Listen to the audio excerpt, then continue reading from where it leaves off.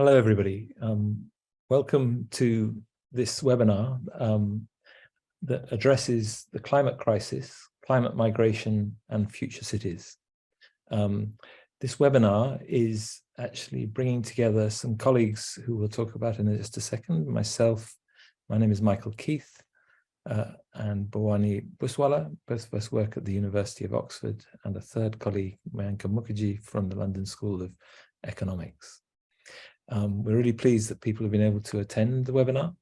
Some of the people on the webinar, many of the people on the webinar are actually involved in the Coursera course, Shaping Urban Futures, which is free to anybody to log on to and take and register if they want for a qualification.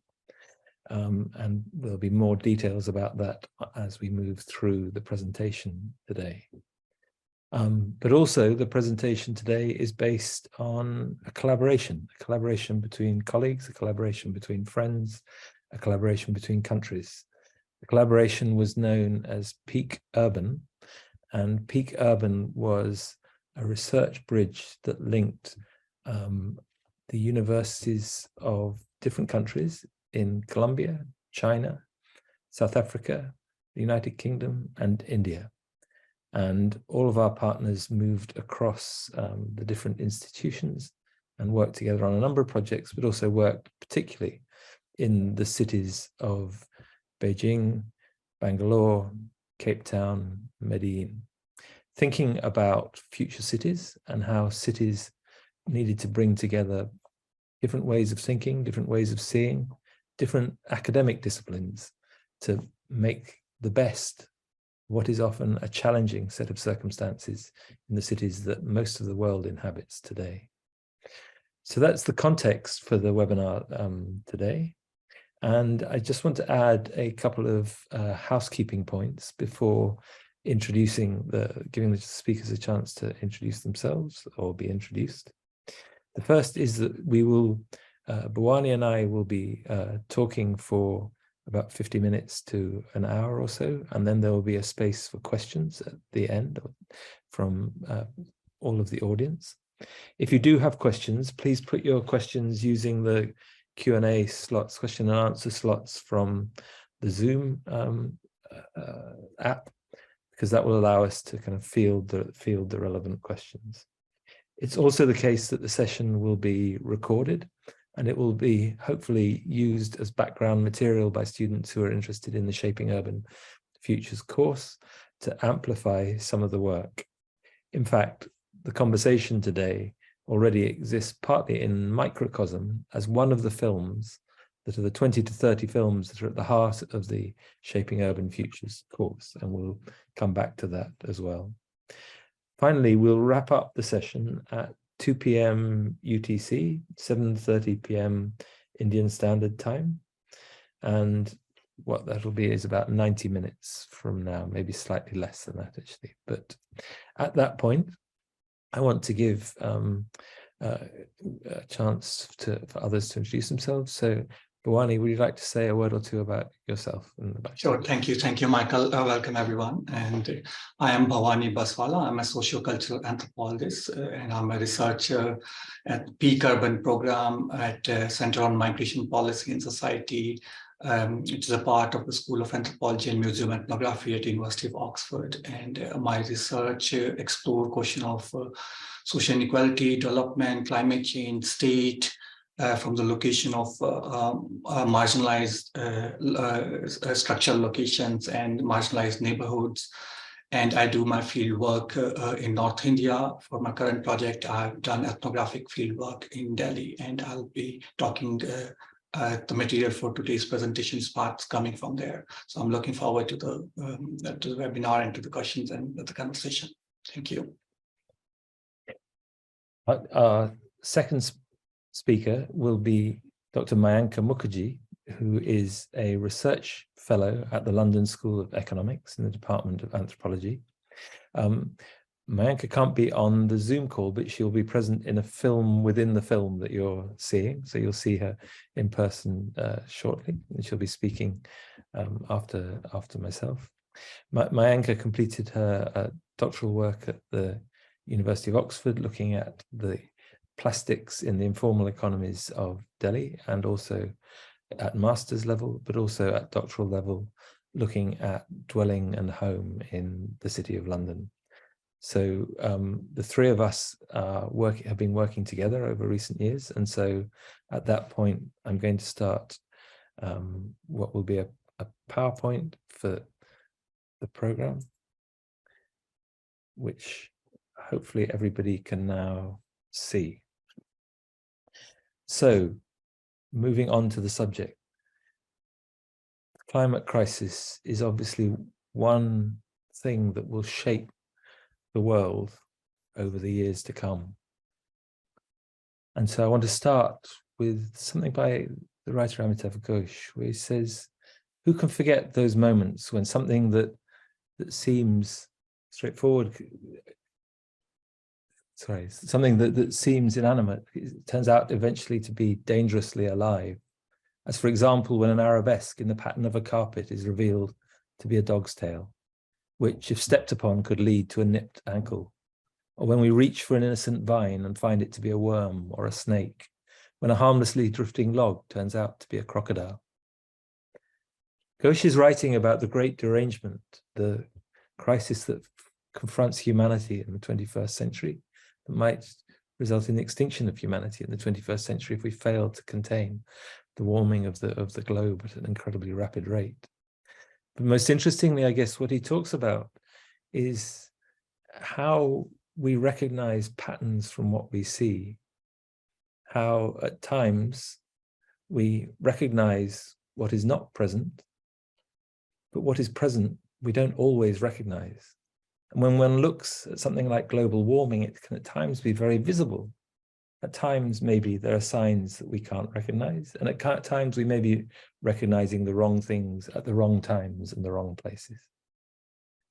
So how we think, how we imagine, and how we then take our imaginations into cities across the world to think about how they will develop in the future is the subject of this webinar. And in that context, what we'll be touching on are four imaginaries: how we think about how science imagines the world, how we think about how the world should be, the moral imagination that shapes how we owe a debt to those with whom we share the planet, both human and less and more than human, but also how we imagine at different geographical scales, at the scale of the globe, the scale of the nation state, the scale of the city. But also imagine how we consider the interplay of what's happened in the past and the present in shaping that future. So in that context, I want to start on a national and international stage, because I suppose what I want to ask all of us on the webinar is, how do we see the city? How do we look at it? What do we look at? Where do we begin and where do we end our lives, our investigations, our practice in the city? How does a city see us? And how do we see like a city, possibly? In this context, the climate change crisis doesn't always bring cities to the foreground. Very often one sees big international movements, big international comparisons, major international conferences, most recently in Egypt at the end of last year, about 18 months ago in Glasgow, Conference of Parties of the International Panel on Climate Change, the IPCC, met in Glasgow in 2021. And at the end of that conference, there was headlines that suggested that a global agreement stalled because, in the words of the Sunday Times, India and China thwart COP deal to abandon coal. It raised questions about how one thinks about the responsibilities for climate change, but also how one thinks about the responsibilities for acting in the future in the wake of what is past.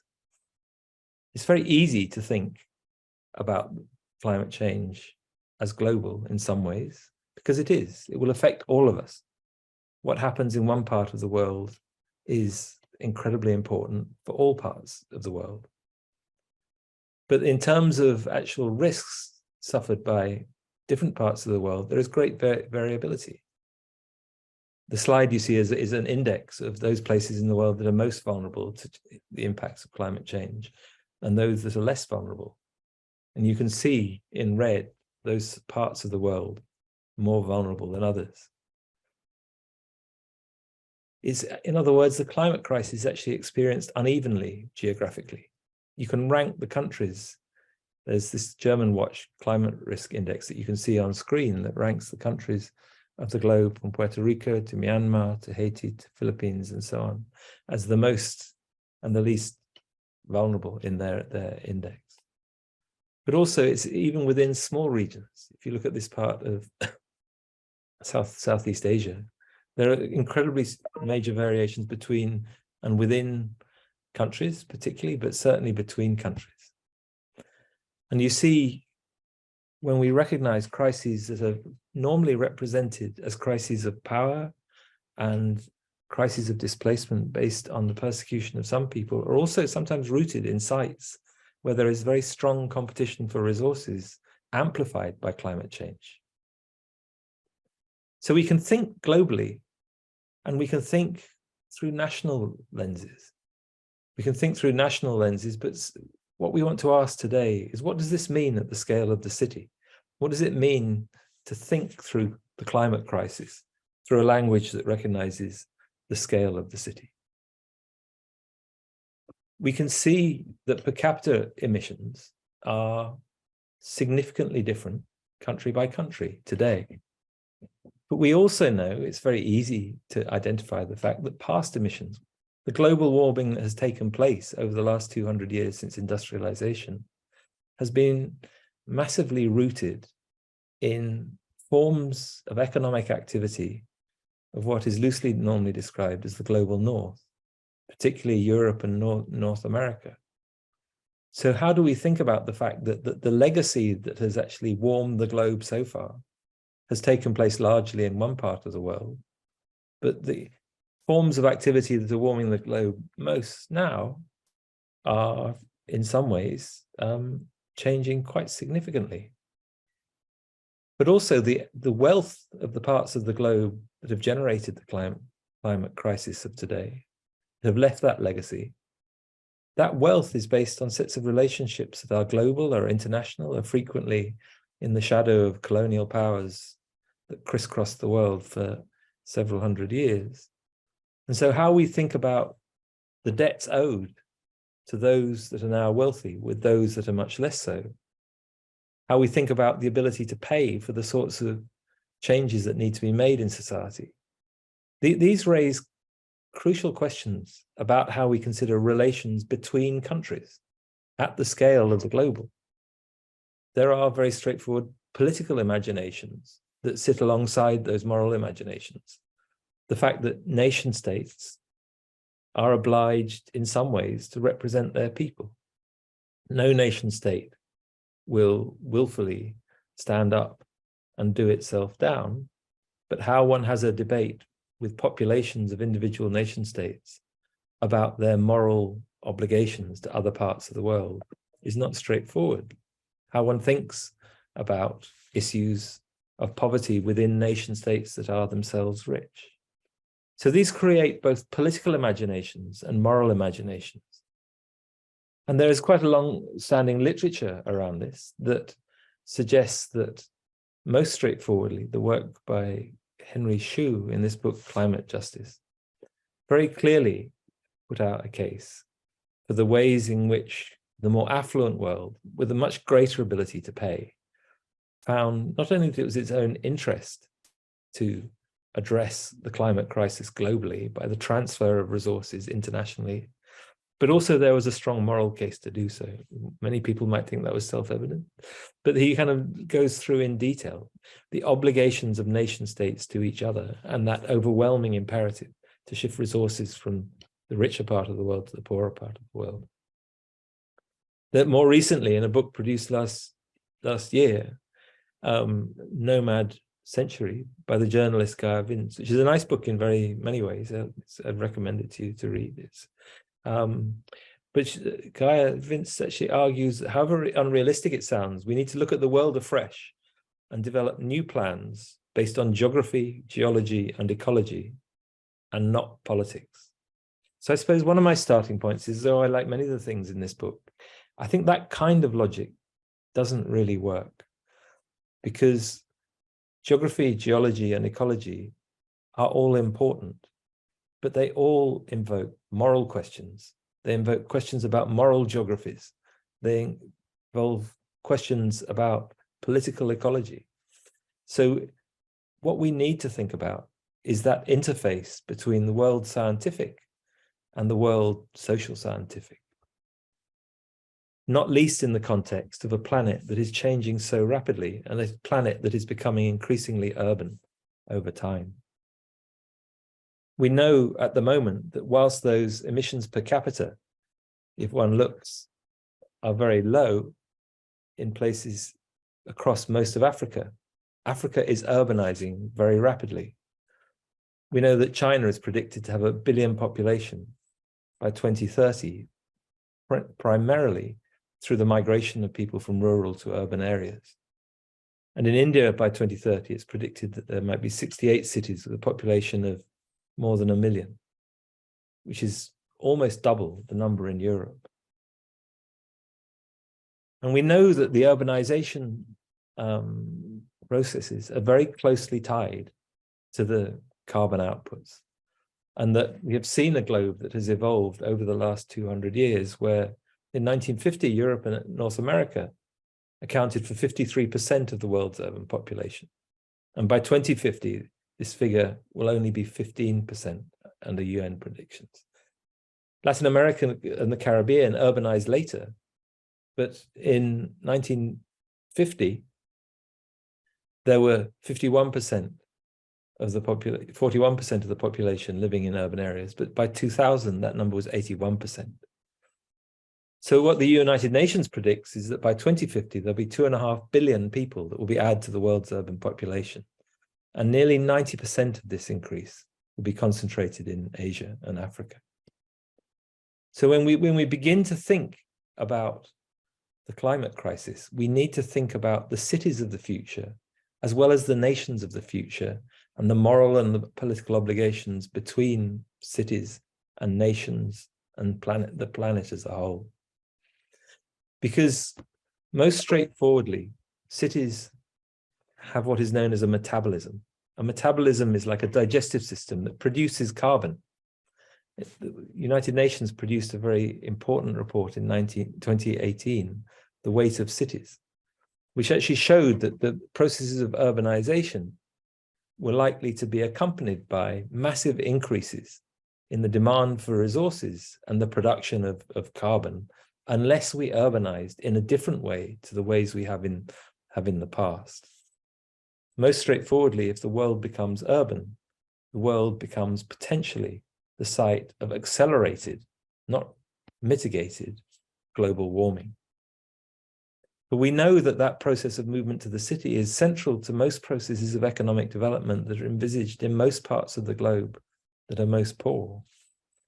So what we need to think about is not just the city scale alongside the national and the international, but the city scale in the climate crisis alongside a crisis of global poverty, which is huge, but an urban crisis about how we make cities work in a way that is economically sustainable, socially sustainable, and ecologically sustainable, in a context where we are facing situations of multiple geopolitical crises at the moment, which I won't even go into name. So in a sense, we need to think about this interface between an urban crisis, a development crisis, and a climate crisis. And some scholars have argued that these all point, when you have massive movements away from places that are coming under climate pressures, in areas very often that are most poor in the world, driven and accelerated by the climate crisis, this might produce a significant migration crisis around processes of climate migration. And the United Nations suggests that as many as 1.5 billion climate migrants might actually take foot over the next 30 years. What that number means we might want to come back to in conversations and questions. What is it based on? How do you do those estimates? We do know that when we're looking at cities, and that Weight of Cities report that I mentioned already has a very strong sense of the things that need to be done to consider and address the metabolism of cities, what's described as the weight of cities in terms of the weight of carbon that might be produced. There are two dimensions in particular that they suggest. One is that the urban metabolism must shift from linear to circular. In other words, we shouldn't see cities as they are now in much of the global north and the west as places where huge amounts of wealth are generated by manufacturing and living processes that produce huge amounts of commercial waste and equal amounts of domestic waste that frequently is shipped transnationally or buried in the ground, frequently is burnt and causes massive pollution, but also contributes to warming. We need to think about how the metabolism of the city can actually use nature-based solutions to try and minimize the travel to the city of food, minimize the amount of traffic that is based on petrocarbons, minimize the ways in which forms of economic activity add to global warming, and maximize the ways in which we think about circular movements of food that actually reproduce sustainable agriculture, circular use of products that actually are recycled, and a circularity to the ways in which we think about the relations between people. Generally, there's a long literature about what's known as the circular economy that works in this way. But secondly, that same report also suggests that we need to actually measure and understand the urban metabolism. In other words, what we need to do is think about how cities act as key players, understanding what is happening in their own boundaries, that they need to monitor and understand and minimize the impacts of the urban metabolism. In other words, this is based on the logic of making the organization of the city more rational, rationalizing the city. And ever since the cities existed, you go back to Mohenjo-Daro 2,500 years ago through to the present day, people that come together to dwell in one place frequently try and organize that dwelling in a way that rationalizes the allocation of resources as well as the circulation of people and the production of wealth. But that the city is quite often difficult to tame. So I want to just juxtapose for a second to contrast the sense of what it means to see and imagine like a nation state compared with seeing and imagining like a city. Because much of the debate about climate migration, that figure I gave you from the UN a second ago of 1.5 billion people, comes from an imagination that recognizes from science, from natural sciences that are strongly rooted. And to be very clear, there are no climate warming doubters on this side of the webinar presentation. The climate crisis is real. Global warming is real. It is potentially a species-threatening process. And so that science, I think, is very clear. But how the science lands in society is much less clear. The Intergovernmental Panel on Climate Change, the IPCC, in 1990, suggested that millions would be uprooted by shoreline erosion, coastal flooding, and agricultural disruption. But also that it was possible that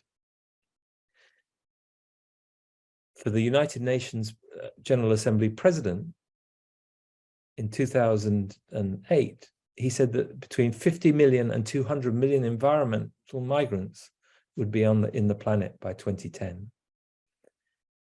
Now, in a sense, that didn't actually happen, because what they were talking about when they're talking about 50 million to 200 million environmental migrants was movement between nations across national boundaries.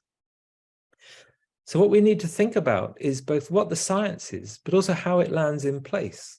And what are the claims that are made? What are the consequences of the claims made in the name of that science? In other words, how do we think about the work that is done on cities and how it relates to the sciences of the natural world, the sciences of ecology, biology, engineering. In turn, what that means is that when the United Nations Environmental Programme produced a map like this that suggested a climate change refugee map, they triggered what I would say, going back to that Amitav Ghosh quote that we used in the beginning, was a set of patterns in the carpet that triggered a sort of panic. And the panic was, I think, morally, not just contentious, but deeply problematic.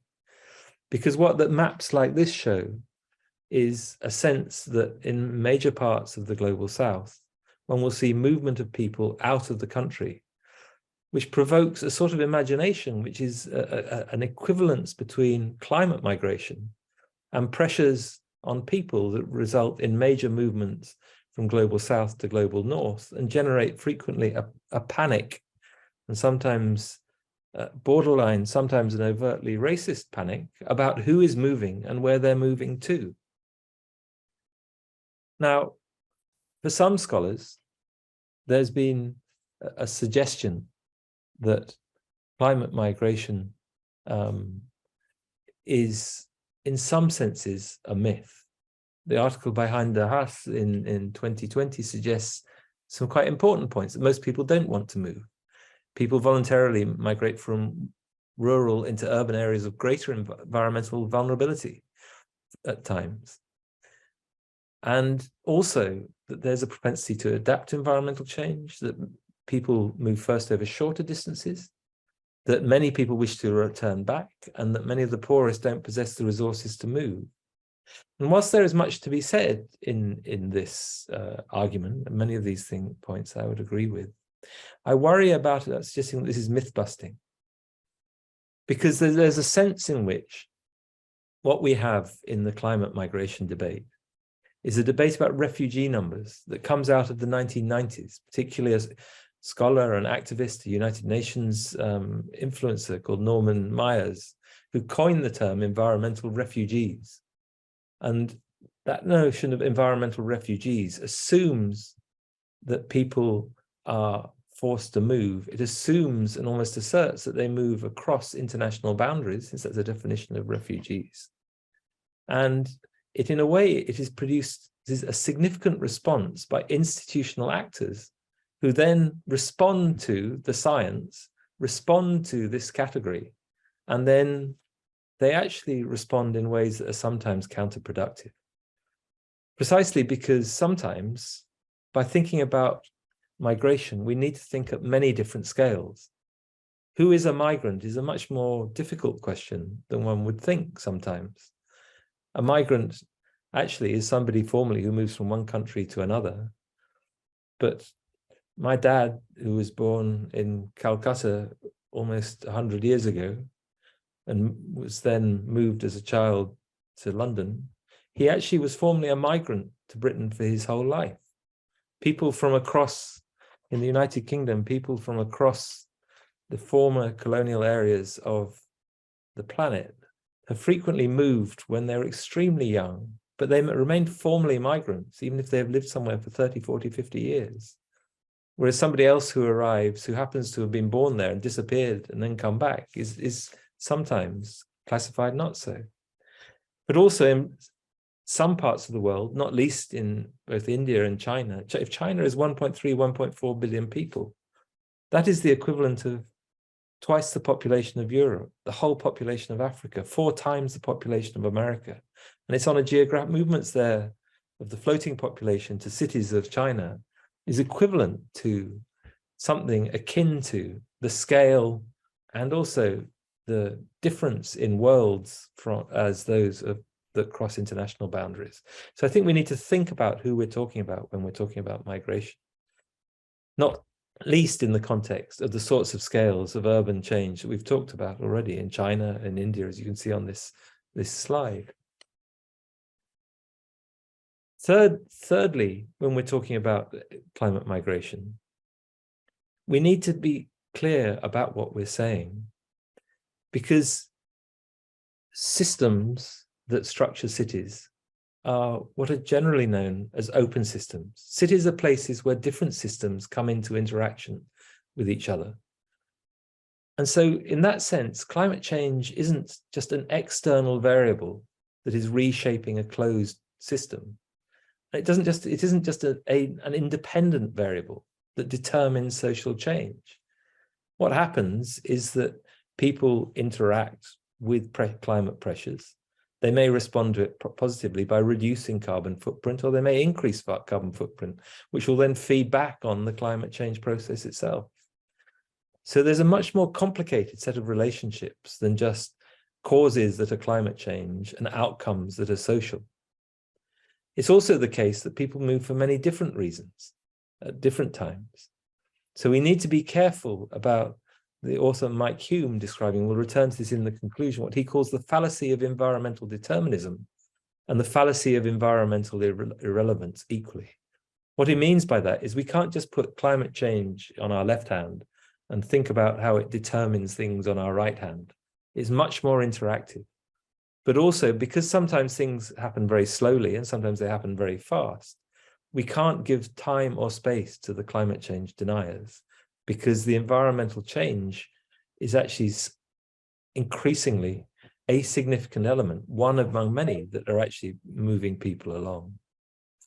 So it's the case that a lot of work has been done over more recent years that has challenged this sense that climate migration is about people moving between nation states, and instead emphasizes the importance of cities and the importance of the fact that people most regularly move within nations as a result of climate change pressures. And most obviously, they frequently move from areas that have massive short-term impacts, but by climate-related disasters, or alternatively, longer-term impacts. They become one factor of many that influence the movement to the city. And increasingly, from the reports that you can see on the slide now, there's a sense that there is a growing recognition that is really over the last decade, that when we're talking about climate change migration, we need to think at different geographical scales. And in particular, we need to think at the scale of the city, which is the destination of very many people. And in a sense, what we would suggest is that migration scholars may have been looking for climate migrants in the wrong places, through the lens of the nation state, and frequently Eurocentric self-interest, rather than the lens of the city and mobility of the poorest of humanity globally. And we actually published a piece on this, which you can see when the slides go up, that is about work that comes from people, including Bhavani, myself, and colleagues. So instead, what does it mean instead to think about seeing like a city rather than seeing like a nation, or like seeing like a planet? Because in a sense, what I want to emphasize here is that most discussion in climate science talks about the importance of both mitigating the impacts of our social and economic worlds on the contribution to levels of carbon and global warming, but also adapting to the changes that are necessary. What that means is that in cities like Delhi, it's possible to draw up maps that actually bring together both measures of vulnerability with also measures of ability to adapt to that kind of change. It's also the case that one might look at other sites in the global south in particular that have seen such extraordinary urban growth. Dhaka in Bangladesh is similar, with, again, enormous movement to informal settlements, which are frequently in situations of informality, in that people frequently are building their own properties. They have an uncertain relationship to the security of their lives, and they're very frequently precarious in terms of their livelihoods in all aspects, not least their working lives, their family lives, and the environmental setting. So one of the ways of thinking about climate change migration would be to think about how cities respond to the pressures of climate change. Thinking on the one hand about cities themselves trying to rationalize themselves, but then also how people are on the move as climate change migrants. And that there's a sense that when we look at that on a global pattern, you can take a nation like India, where something like 33 to 47% of the urban population are living in informal settlements. And that would be true of many cities across the global south. But also when we're thinking about climate change migration, it's not simply that one has a group of people that are climate change migrants and a group of people that are not. There are many forms of motivation, and there are many destinations within the city itself. But one way of thinking about this would be to think about the way cities rationalize as one research object, and the way climate change migration works as a different object. Now, in a film that you can see on the Shaping Urban Futures course, you can see how Bhavani and Mayanka actually begin to reconfigure this. Instead of thinking of two research objects, the migrants on the one hand and the city on the other, what we actually did was actually begin to think about this through slightly different ways of working. Because on the one hand, cities do try and adapt. And one of the examples is the channelization of water. And the example of the Najafgarh Dam drain in Delhi, the open drain. And they also try and reduce carbon footprint, not least by trying to reduce things like plastics use as a form of mitigation. So another way of thinking about how we go about seeing like a city is to understand how the city is trying to rationalize city consumption, but also rationalize city ecosystems. And both of those will have an impact on the informal settlements where many of the most vulnerable will live, sometimes labeled as slums or busties or favelas or barrios, depending on what part of the world we're talking about. And in the context of what Bhavani is going to develop right now, one of the ways we change this is by thinking about reorganizing our research objects. Instead of thinking about the two objects as earlier described, we began to look instead at the plastic circulation in the city and the metabolism and the drain itself, precisely because, as we know, plastics have both visible and invisible economies structured by the way the city rules the organization of plastics and tries to produce green economies. But it's also the case that there are invisible economies that are structured by, because plastic circulation can provide opportunities to some of the poorest. Also, they can produce forms of collection and redistribution that can be circular. And the way of approaching this is by understanding how the lives of people work, where we look, go back to the Amitav Ghosh, trying to think about what we recognize, what we see. And likewise with the drain, we see the drain becomes a way of addressing the water supply, but it's also, by its movement through the city, it creates interstitial spaces at its boundary where people build new homes, very dangerous, precarious homes, forms of squatting, forms of claims on the city, again, that we might need to make visible by ethnographic engagement. So what I want to do now is actually to allow Mayanka to say a little bit more about what this means. And then Bhavani will come in after Mayanka. And this is taken from a film that you can see on the Shaping Urban Futures course. So please have a look if you haven't done. Climate and environmental change are being rethought at the scale of transnational entanglements, as well as the scale of local built forms, modes of habitation, lived experiences, forms of livelihood, and personal and community narratives. And as cities in the global south become increasingly significant in terms of numbers of people, their carbon footprint therefore attains renewed significance. Delhi is a leading city in terms of an influx of migrants from most vulnerable regions of the country. Many of the migrants arrive from the areas that are climate sensitive. Even as these mobilities allow migrant population to escape floods and droughts in their home regions, they enter the informal city facing new sets of risks and challenges. Inhabiting informal settlements and participating in the informal economy, they carve out a fragile urban belonging based on complex trade-offs. To understand properly the dynamics of these trade-offs, we need to employ grounded approaches to the city. On one hand, we can focus on the tactics and strategies of climate adaptation adopted by those moving into the city. And on the other hand, we focus on the logic of city regimes responding to the climate crisis. One way of doing this is to start with a focus on very concrete urban materials to understand the city. City drains and plastics are two such material forms that can help us understand contemporary climate urgency and related urbanization challenges through a grounded approach. These two objects are central to the way the state seeks to govern, control, and tame the city, to rationalize its form and to optimize its working.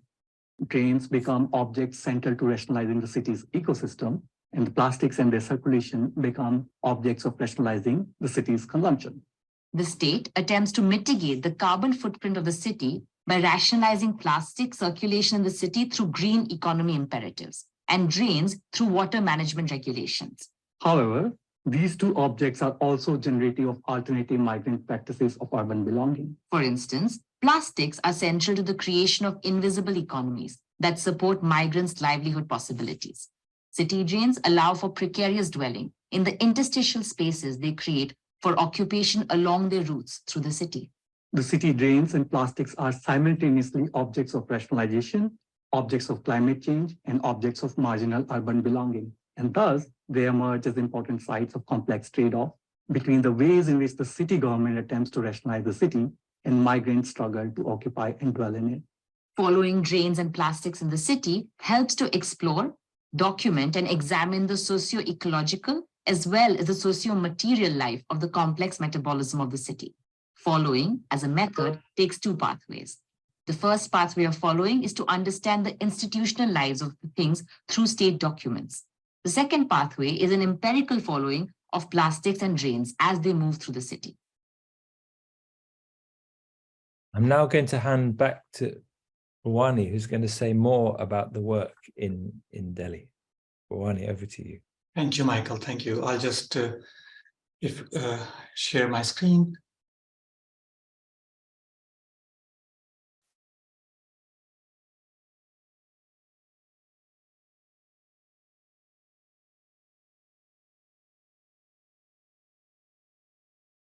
Yeah, thank you, Michael, for setting it up so nicely. And a part of it is also was covered by Mayanka in the film. So I'll just go ahead with how do we move from global to state level, to city level, and to a particular and specific urban objects. So focusing more on India. So India have a national action plan on climate change, and the plan was formulated in 2008. So in that sense, there is a national level in the climate change discourses. There's a national level foundational document which talks about climate change in terms of its planning and what kind of project it has. It has a different kind of mission, water mission, solar energy mission, sustainable agriculture mission. So it's quite a coherent document in many ways. And that's state production of rationalization through documents. The document also requires different regional government to produce their own set of very specific and contextualized climate action plans. So Delhi also have come out with a state action plan on climate change in 2018. That also within the broader principles of the national action plan, it tried to contextualize within Delhi. So when we're talking about action plan on climate change at the national level or at the regional government level, we also need to see that how they constitute how do they constitute climate change as an issue, how do they imagine cities, and how do they imagine particular objects in certain ways. Delhi has a multi-layered governance structure in terms of the federal governance, then the regional governance, and then the municipal level. So all these planning and all this imagination of cities and particular kind of issues are reflected through that. So it's very important to realize that, but it's also creates entanglement of different government institutions through intersectoral groups and different ministries. The discourse of climate change in India is limited.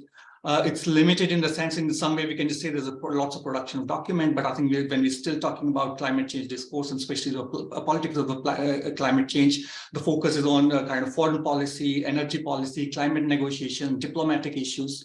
But yet it's limited in the sense that it becoming a popular discourse as a climate change issue, as becoming a popular discourse, or as an electoral issue. It's not there yet in that sense. So we also need to see that what reaches electoral politics and the common people. So that's where the climate change discourse needs to be contextualized as well.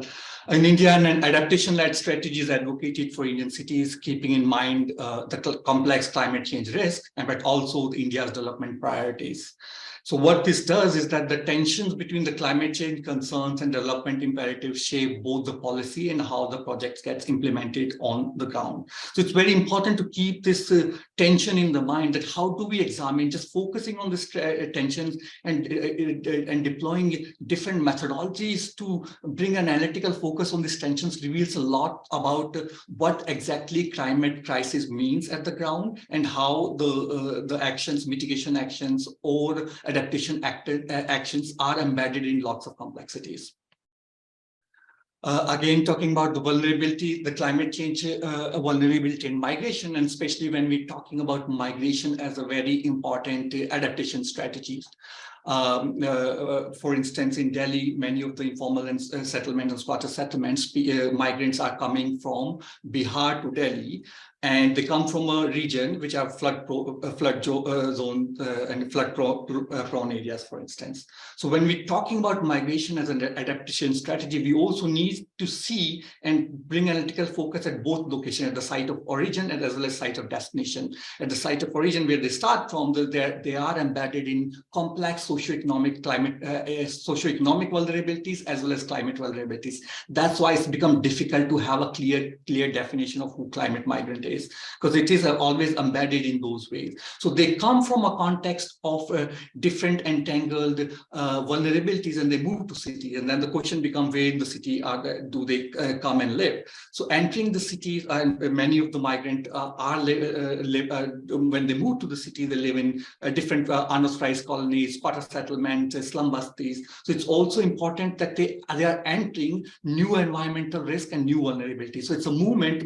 Migration as an adaptation strategy need to be contextualized vis-a-vis the relative risk which they're moving from and moving into.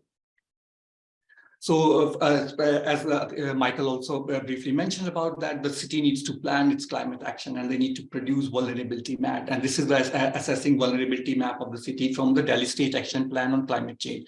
But this is a particular mapping of the city. You know, then when you talk about the scale of the mapping, for instance, is it at the district level, sub-district level, or the ward level, and the kind of data which is used, mostly quantitative data is used. So it produces a kind of a big brush and a broader kind of categories, but lots of the tensions which comes about both in kind of development projects or climate actions it's more finer than that. So that's why to understand the tension in it, we need to have a more complex methodologies, and we need to diversify and pluralize our way of mapping the city, our way of understanding the cities.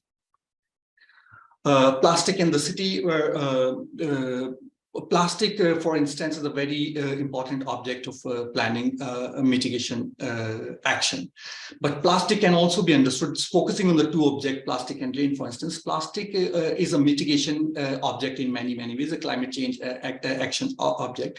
But the way we see the life of plastic in the city, the plastic becomes as a mode of integration in the city. So when the migrants are moving from, for instance, Bihar or UP flood-prone areas to Delhi, how are they get accommodated in the city in terms of livelihood? The plastic becomes that a large population working in the recyclable, valuable plastic from the city waste are the migrant workers in that sense. So the informal settlement, the site of this livelihood creates that. So plastic pluralizes it in its value in a way that it's constituted in a certain way as a climate action object. But when you also see it also become a mitigating, it becomes a kind of how people get adapted. Migration as an adaptation strategy is realized through plastic itself, which is primarily a mitigation object in the sense. So livelihood question is central in that regard.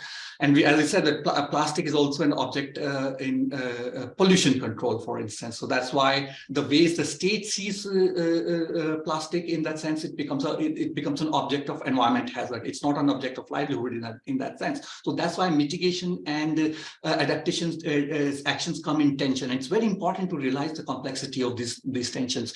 For instance, when the plastic becomes an object of environment hazard, the where the plastic is banned in the city, and that directly impact the livelihood, which was the mitigation, which was the adaptation strategy for many of the migrant workers in the city. So environmental labor, that's why the workers would foreground their environmental labor in recycling the plastic as a claim to the city. So we also need to be careful about documenting this kind of claim on the city which are being made.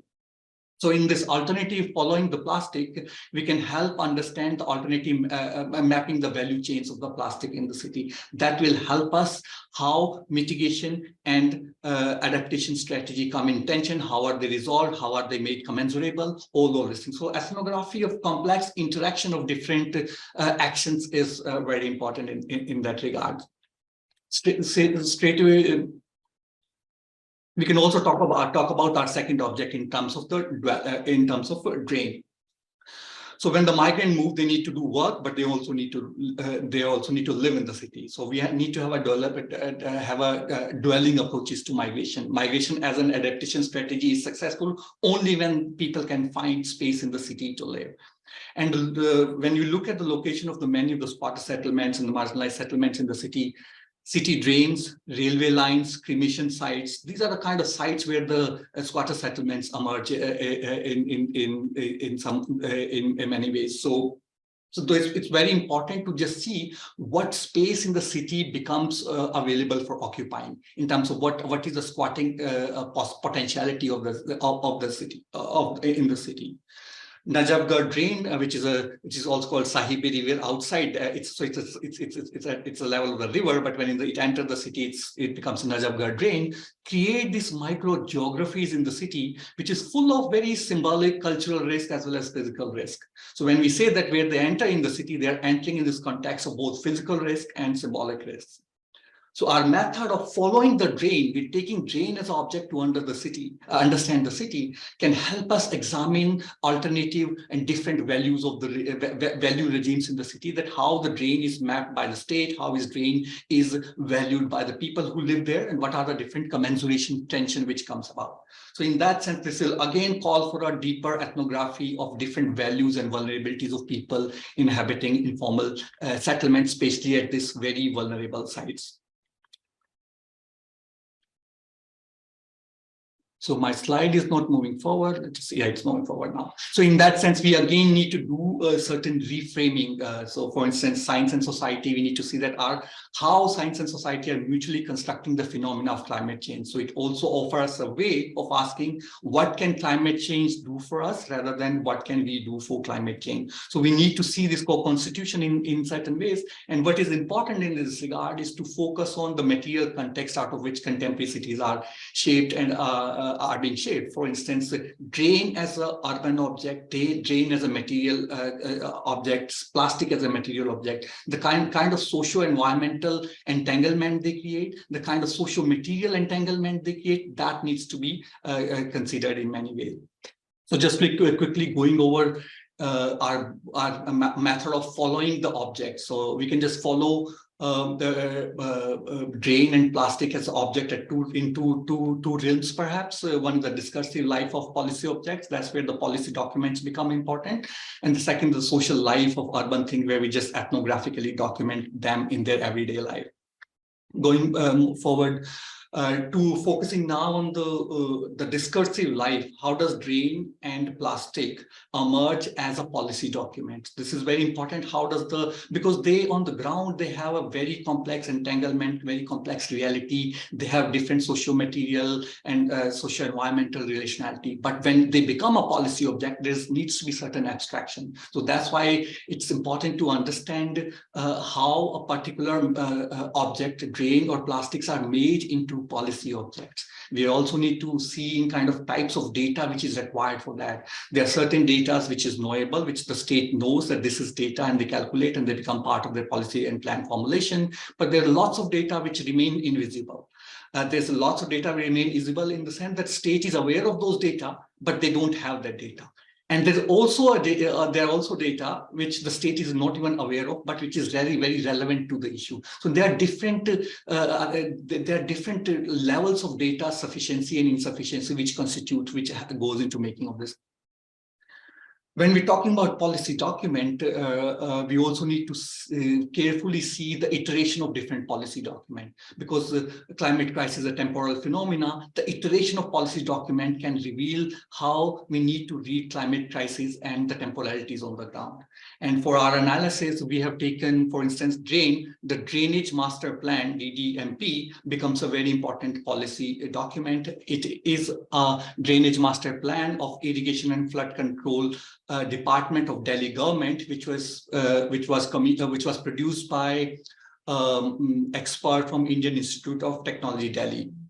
So that's one of the document to understand the drain as a policy object. And the second we focus on is the plastic waste management rule, which were formulated by Ministry of Environment, Forest and Climate Change.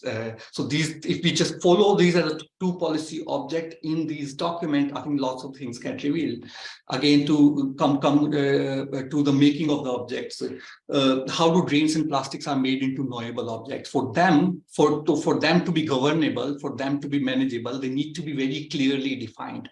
And the definitions are very problematic in many ways, because in the social life is very complex, but you need to define to make them as a legal category, to make them as a policy category, you need to define, and define is also always an element of limiting the definition of it. That's why there are lots of tension which are on the ground does not appear in the policy document. That's why the policy document remained a very tension-filled kind of thing. So definition, the different kind of entanglement, what kind of entanglement on the ground become part of the policy document, and what part of entanglements are not revealed in the document. That's why these objects, the policy document, a close reading of the policy document becomes very important in that regard. The data is a key part in that instance, and we can take a case of a Delhi Drainage Master Plan. So Delhi Drainage Master Plan was produced by expert from Indian Institute of Technology, and the Irrigation and Flood Control Department commissioned them the plan to them. And when the expert and the scientists were asking, said that we'll make this plan, but the plan came with a promise that the different government department will provide them data to understand the city, especially the flood and the drain related data from different departments. So that was the Delhi Drainage Master Plan was a document of promise. But it also became a document of disappointment because the government did not provide those data to the expert. Either the government didn't have that data, or that the data was, or they did not provide the data. So scientists very explicitly mentioned in the document that we were promised before undertaking this exercise, we were promised different sets of data: flooding data, drain data, outlet data, manhole data, all the city data related to drains what we were promised, but we did not have that data.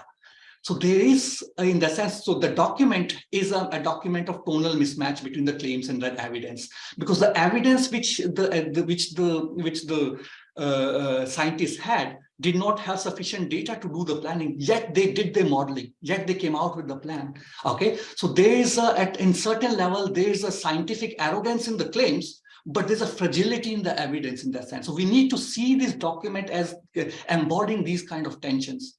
That's why if we read the document, then we can just carefully reading of the document will reveal the effective registers of the data. That data is the scientists are slightly anxious about making, I think, certain kind of thing. So this is an effective register because they're not sure about the data, yet they need to make very coherent plans. And this one example of this could come that you need to make the plan, but you don't have data. What do you do with that? For instance, the scientists did not have flooding data of Delhi. What are the flooding data? So the Irrigation Flood Control Department did not have the flooding data for scientists to use. So what they did is what they do is a data jugaad. Generally, jugaad is a practice when we're talking about of the margins, when they somehow using minimal of the resources, they somehow carve a dwelling or they somehow do something. So the scientists also engage in this practice of data jugaad, because what happened in this case is that Delhi's Irrigation and Flood Control Department did not have sufficient data for that. So they had to rely on Delhi Traffic Police data for flooding. And Delhi traffic police data on flooding has a traffic bias to it. There will be lots of places in Delhi where the flooding happens, but it's not a traffic issue. So it will not register into the data of the traffic police. But yet that traffic police data becomes a generalizable data for the whole city, and the planning and modeling is done on that. So this is also kind of data jugaad which we can which we need to see, that how the document themselves is produced through data jugaad, which the scientists have to do. Coming to the last slide here, we also need to see the iteration of policy document, and this we can clearly see in terms of the plastic waste management rule. The initial rules were formulated in 2011, but by 2021, there were about 4 or 5 different iterations of the rules. There were many amendments or reformulation of the rules. So we need to see this temporality of this policy document, because each iteration of the rules, we need to see why it was called, why they had the state had to revise, or the department have to revise the rule, because once you constituted plastic as a coherent object for policy object, and you formulated the policy on it, and when the policy reached the ground, it created dissonance, and part of the dissonance need to address at the policy level. So that's why the iteration, we need to read very carefully the iteration of different policy document. For instance, in some of the iteration of the plastic waste management rule, some of the plastic which was previously not allowed became allowed in the next iteration, and the reason justification given for them is that it has gained multiple usability of it. So instead of chemical compulsion of plastic, the logic became that once it can create multiple usage, then it's allowed. For instance, in some plastic is restricted, but those plastics are allowed for certain industries, export-oriented industries, and special economic zones. So in that sense, those iterations create geographies of exception amongst the plastic ban. On the industry, the plastic ban could be selective, but on the poor and the informal worker, the plastic ban is total. And there are lots of stories about that as well. So we need to see about these temporalities of this policy document. What does iteration means? What does omission means? How does additions come about? How does alteration come about? So again, focusing on these two objects, drain and plastic, they're simultaneously state object, policy object, but they're also object through which a migrant worker carve out a living, carve out a dwelling in the cities. That's why we need to see, and I'll just end with saying that climate action, again, we need to see is not a straightforward, but a complex negotiation between environmental, social, and economic consideration. Thank you. I'll stop sharing my screen. Over to you, Michael.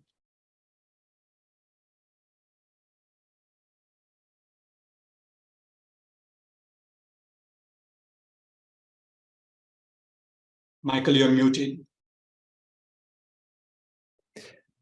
Many thanks, Bhuwani. I'm going to be very quick because we want to leave some time to answer the questions that have been raised by colleagues. And so I'm going to straightforwardly to the conclusion. And what I want to highlight very quickly is, sorry, let's go on.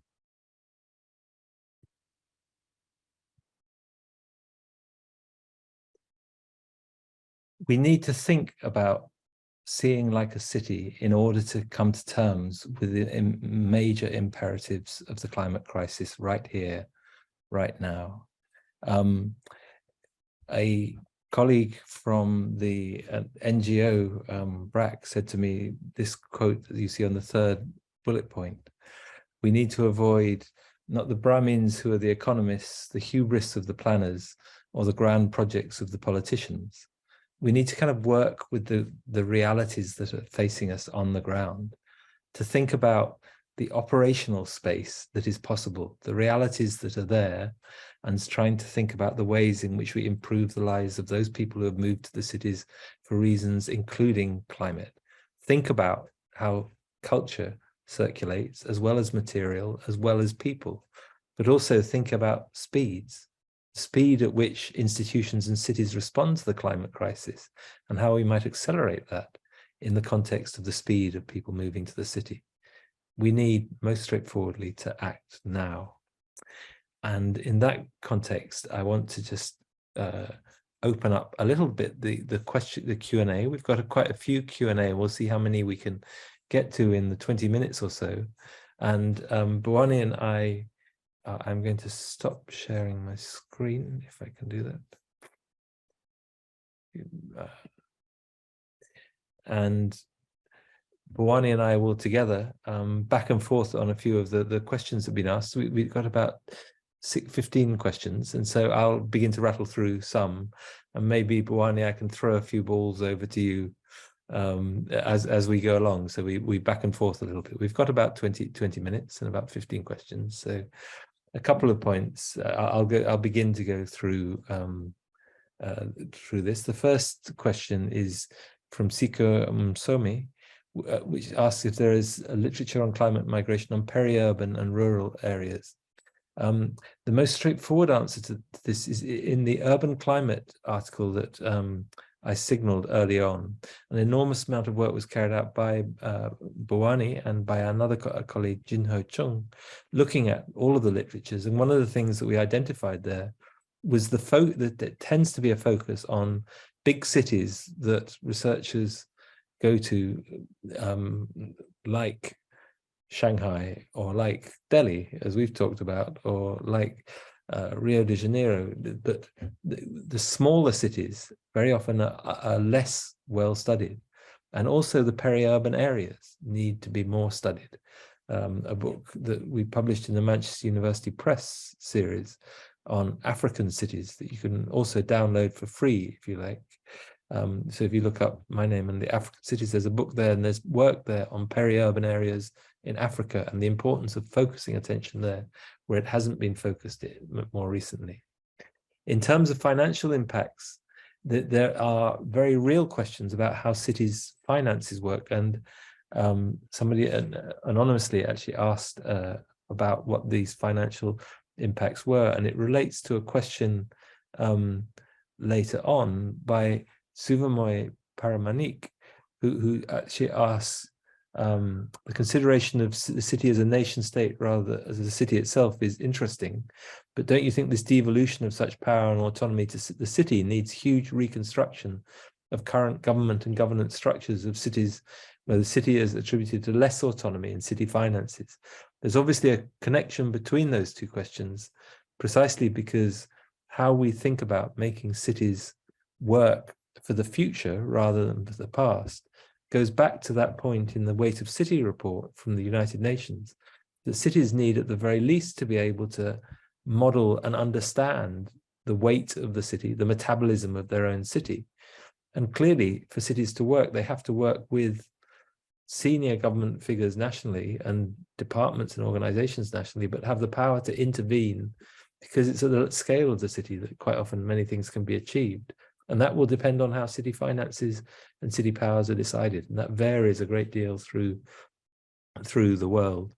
Corinne Cash makes the comment that very often the movements to cities within the global south is actually amplified by bordering, and the bordering that is hostile to migrants from other parts of the world. And I think that's undoubtedly true.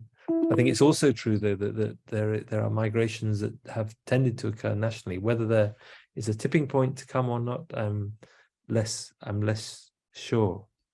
There's another question here, maybe Bhuwani, that would be great, that the one that's anonymous attendee at 1330 on my, which says, maybe you want to come back on, that says, though plastics seem to have been used in the overall scheme of things, it's not an undesirable material. I think you were saying a little bit about this when you were talking. Is there any other material that can be used which is more beneficial to the residents? But maybe you might want to say something about the multiple uses that you were touching on in your talk. More beneficial to the residents. Our focus on drain and plastic came as a kind of a inductive empirical. When we went to the squatter settlements in Delhi, what emerged from the ground were these two factors, in the sense that housing next to a drain became a part of eviction action, and the plastic work on them, the Delhi Pollution Control Committee put a ban on them and sealed their location. So for us, it emerged inductively in that sense. But what we are suggesting in this is that following the theme is to make object a research object, an analytical object, and the way we have done it, following the policy document and following their life in the city is a method which can be applied to any other urban material as well. For instance, there could be different infrastructure. For the railway line is one of the, I think, where there's one of the sites is the railway line, where there's lots of many informal settlements come around railway line. So when we're talking about modernizing railway line in India, for instance, or privatizing in Indian railways, I think certain discourse about that. I think each infrastructure can become a point of understanding the city. So that's why the materiality of the city can be epistemologically, epistemological engagement with the different materials of the city could be done. So I will not say that there are certain privileged material, but I think the part of our exercise is to understand everything in the city through the politics of it, and in the sense many of the things are involved in entail energy interaction. That means they become a climate change object in many ways. So I think it applies to many other documents as well, many other materials as well. Michael. Thanks. Ajit Seshadri asked us about how governments prepare and how they work. And what I did, I suppose the thrust of what we're saying by bringing together the very local with the global is that it's important for governments to work at scale with people on the ground. I think that means working with NGOs on the ground, working with organizations that represent or come from the grassroots, to work through how people can adapt to the pressures. There was another question that relates to this, I think I spotted earlier on from, sorry, I can't quite, about whether we would expect, this is an anonymous question saying, India's metropolitan cities, however accessible, are getting denser by the day, putting pressure on resources as well, facing several infrastructural and environmental challenges. Do we expect a future migration of people away from the cities as climate impacts deepen?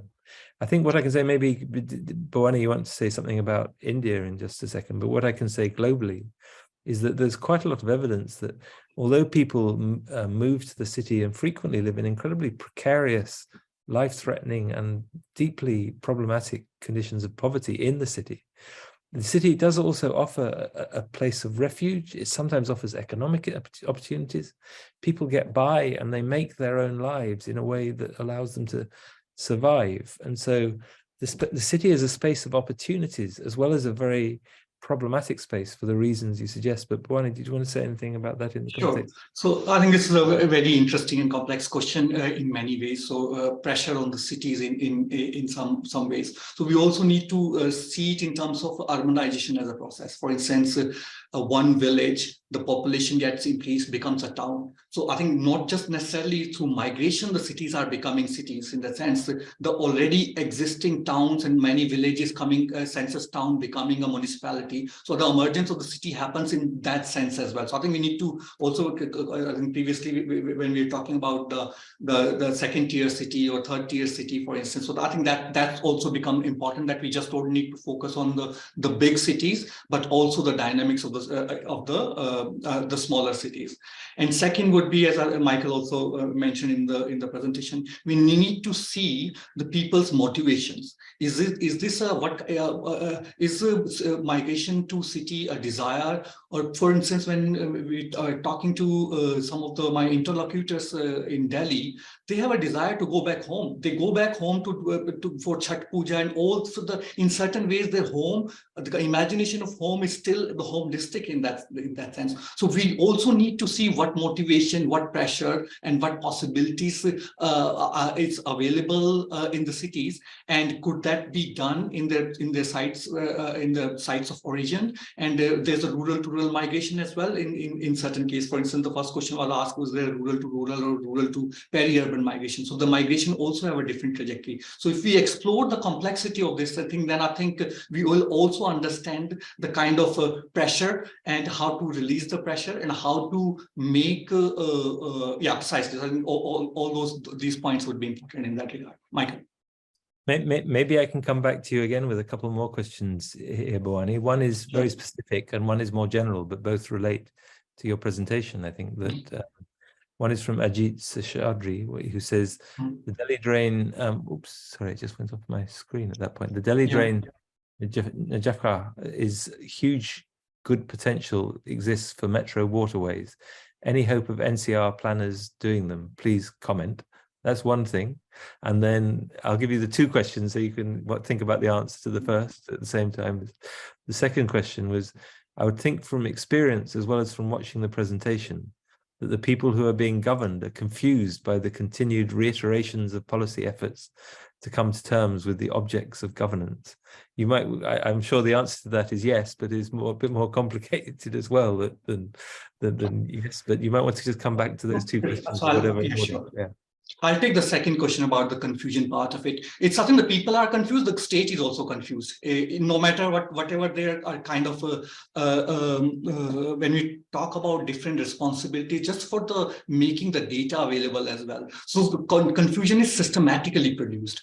But in all this consideration about confusion and about the objects of governance, and that's why we need to treat them as very tension-filled kind of thing. Commensuration between this tension is produced, but we also need to see who produces that kind of commensuration and who it benefits. The other point about the object of governance, that's where the kind of the volatility of the government action lies and selectivity of it, and that's where the politics comes into being as well. Some of the same policy actions are differently applied to different demography, different settlement, different industries, different people in that sense. So I think the confusion in that sense is a kind of it's a kind of a systemic feature in many ways. Having said that, yet at the document level, they need to be made coherent. They need to, because it's an exercise of rationalizing the city in many ways. So even when you're not able to produce coherence on the ground, to document, you need to produce the state and policy as a coherent document. Yes, the iteration, they might come along, and it produces confusion in many ways. Just one last point about that. We also need to recognize that people might not in Delhi, for instance, many of the migrant workers might not talk a language of environment action, climate change action, or how to improve environment and how to contribute, but they're doing the labor. For instance, when I'm just in one of the settlement where we work, many of the workers are battery rickshaw drivers. So in that sense, that's a very important environmental labor they're contributing, yet they will not use the discourse of this language. So I think in terms of confusion, what discourse they can relate to, what this discourse can, it gets slightly complicated in that sense. Yeah. So and I think the first question, I'm not exactly sure I could got the full meaning of the thing. Delhi train, Najafgarh is a huge good potential exit for metro waterways. So any hope for NCR planners doing that? So I think my understanding is when we bring the region and national capital region, there are different governments coming to being. It also become a political question in certain sense. How would be the Rajasthan government or Haryana government or Delhi government would interact in that sense? They will come with their own sense of coherence. They'll come with their own sense of priorities, and they will also come with their different political parties ruling them. And in the sense, so that's why the planning is essentially also management of the political relations in that sense. Our effort is just to bring people's voice in that planning kind of thing. What do we need to follow? How do we politicize? How do our research can politicize alternative epistemologies of this object? So that's what the effort is. I'll try and wrap up a couple of questions because we're getting near the end, and I want to at least try and come to as many as possible. But Samrita asks, very kindly, thank you for the comment about the presentation, but also asking about what data sets can be integrated into policy making more effectively to make things better. And I might come back to you just to have a last word on that one, Bhavani. Ehtisham, thank you for your comments from Lahore, where you talk about the CBD locally being built and the implications about the displacement of informal residences. Can we take such developments as an object? What research methodologies can be applied? I think it's important. What we would suggest very straightforwardly, Ehtisham, in that is that we need to bring together different forms of expertise, and that's the expertise of people who work with the natural science, but also the expertise of people who work with cultures and practices of people on the ground, but also think about the co-production of new forms of intervention with the groups and agencies that represent and work with people on the ground. There are a couple of, if you can hold that question in your mind for a second, Bhuwani, then we're going to be about 30 seconds to answer. There's a comment about the climate change action plans in Delhi and how these things can be improved, Delhi and Mumbai, and how these things can be improved. And also there are a couple of questions about how we register the presence and estimate the presence and anticipate the presence of climate migrants. I think what I would just say finally for all of those is all of those procedures need cities that are smarter in a slightly different sense than the language of smart city is sometimes used, because they need to be cities that are basically attuned to rapid changes that are taking place within them. Bhuwani, if you want to have one last comment and then we'll wrap up, but you've got about 30 seconds, I think. All right, and these all are very good, I think amazing questions. Yeah, very good questions. Thank you very much, everybody. So in terms of data set, I think, Michael, you already answered that we need to pluralize our way of understanding the cities. Our effort, especially following the ethnographic method, is that generally certain very important voices do not get heard.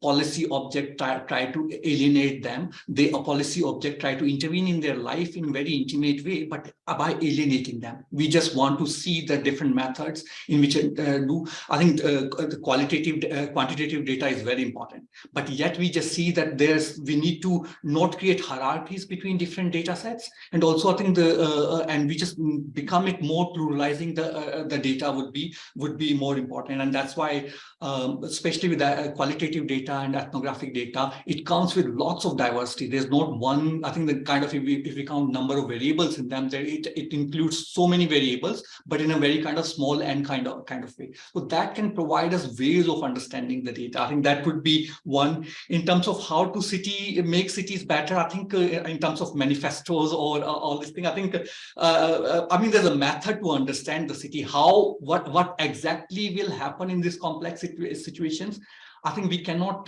predict that, and there are certain things which could be predicted based on certain modeling and all this thing. But what we are just trying to say, the complexity, especially when we're talking about the context of inequality, unequal societies, and deep social inequality, it creates numerous kind of dissonance. Okay, you can just discard that dissonance and have your resonance, or we can engage with that dissonance to understand the city and then co-produce, I think, maybe small actions of how to improve everydayness of it. Yeah.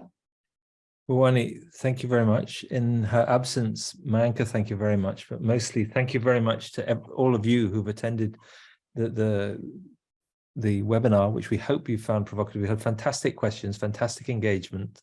I've left on slide, there is a QR code. Anyone who is not enrolled on the Coursera course, you'll see a film by Bhuwani and Mayanka, along with about 30 or so other films that inform the course with examples drawn from around the world. So it is free, so please do join, enjoy, and we welcome your feedback.